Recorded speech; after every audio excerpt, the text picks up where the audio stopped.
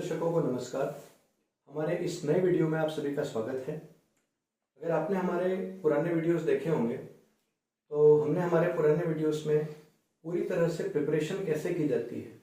शुरुआत में हमने आपको बताया था कि यूनिट वाइज चैप्टर वाइज कितने कितने मार्क्स आएंगे। मैं बात कर रहा हूँ 10th मैथ्स सीबीएसई के पेपर की। उसके बाद के वीडियोस में मैंने आपको कहा था कि वीक वाइज अगर आप प्रिपरेशन स्टार्ट करते हो तो आपको कौन कौन से चैप्टर्स प्रिपेयर करने हैं, उसका एक शॉर्ट डिस्क्रिप्शन मैंने यहाँ पे लिखा हुआ है। वैसे आप मेरे प्रीवियस 2 वीडियोस देखेंगे तो आपको अच्छे से समझ में आ जाएगा। अब हम आगे थर्ड वीक की बात करते हैं। थर्ड वीक की जो डेट्स हैं बच्चों, वो 26 जनवरी दैट इज हमारे रिपब्लिक डे से स्टार्ट करते हुए 1 फरवरी 2026 तक चलेंगी।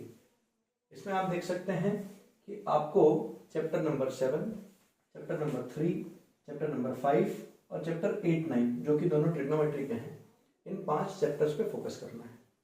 सबसे पहले मैं बात करता हूँ चैप्टर 7 की। चैप्टर 7 है कोऑर्डिनेट ज्योमेट्री। इसमें 2 एक्सरसाइजेस हैं। फर्स्ट एक्सरसाइज डिस्टेंस फार्मूला पर बेस्ड है, सेकेंड एक्सरसाइज सेक्शन फार्मूला पर बेस्ड है और ये आपको 6 मार्क्स दिलवाएगा। ये चैप्टर डिफिकल्टी लेवल वाइज थोड़ा सा मीडियम है। ये बहुत सिंपल नहीं हो सकता लेकिन बहुत ज़्यादा टफ भी नहीं है। आप थोड़ा सा इस पर ध्यान देंगे तो ये 6 मार्क्स में से आप बहुत कुछ स्कोर कर सकते हैं। फिर बात करते हैं अलजेब्रा यूनिट की। मैं आपको स्टार्टिंग में बताया था कि अलजेब्रा यूनिट में 4 चैप्टर हैं, चैप्टर 2, 3, 4 और 5, जिसमें से मैंने सेकेंड वीक में आपको रेकमेंड किया था कि आप चैप्टर 2 पॉलिनोमियल्स और उसके बाद 3 को छोड़ के चैप्टर 4 क्वाड्रेटिक पढ़िए। उसका कारण मैं आपको सेकेंड वीडियो में बता चुका हूँ, आप देखिएगा आपको समझ में आ जाएगा। अब आपको इस बार पढ़ना है चैप्टर 3 और चैप्टर 5। बच्चों चैप्टर 3 है pair of linear equation in 2 variables. इस चैप्टर में आपको लीनियर इक्वेशन को सॉल्व करने के लिए 3 मेथड बताई गई हैं। एक मेथड है ग्राफिकल, जिसमें ग्राफ बना करके काम चलाया जाता है। दूसरी 2 मेथड्स हैं, उन्हें एल्जेब्रिक मेथड कहा जाता है। एक कहलाती है एलिमिनेशन, दूसरी कहलाती है सब्स्टिट्यूशन। उसके बाद आपको एपी में जाना है।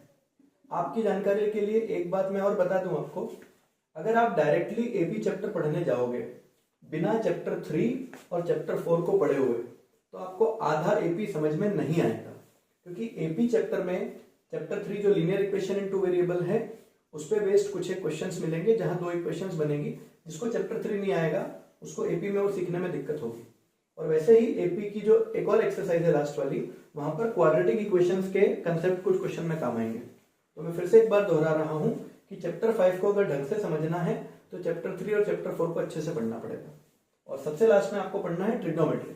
और ट्रिग्नोमेट्री में आपको बड़े काम की टिप दे रहा हूं, ध्यान से सुनिएगा आप लोग। ट्रिग्नोमेट्री के जो टोटल 2 चैप्टर्स हैं आपके, वो आपको 12 मार्क्स दिलवाएंगे। अब 12 मार्क्स के लिए पढ़ने तो 2 चैप्टर है। चैप्टर 8 है आपका चैप्टर 8 है आपका ट्रिग्नोमेट्रिक रेशियोज एंड आइडेंटिटीज, ऐसा कुछ नाम है, इंट्रोडक्शन टू ट्रिग्नोमेट्री। इसमें टोटल 3 एक्सरसाइजेस हैं, 8.1, 8.2, 8.3। एक्सरसाइज 8.1 है आपके बेसिक ट्रिग्नोमेट्रिक रेशियो से रिलेटेड और एक्सरसाइज 8.2 है ट्रिग्नोमेट्रिक टेबल से रिलेटेड।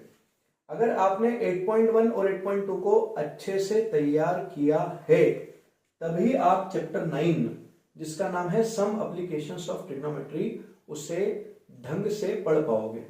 अगर चैप्टर 9 सीखना है, ध्यान दीजिएगा, चैप्टर 9 सीखना है तो 8.1, 8.2 को ढंग से पढ़ना पड़ेगा।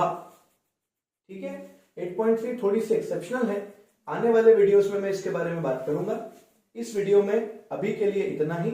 अगर आपको वीडियो अच्छा लगे इसे शेयर कीजिए। मेरे YouTube चैनल जिसका नाम है महाकाल कोचिंग क्लासेस देवास, उसे सब्सक्राइब कीजिए और अपने दोस्तों को फॉरवर्ड कीजिए। धन्यवाद।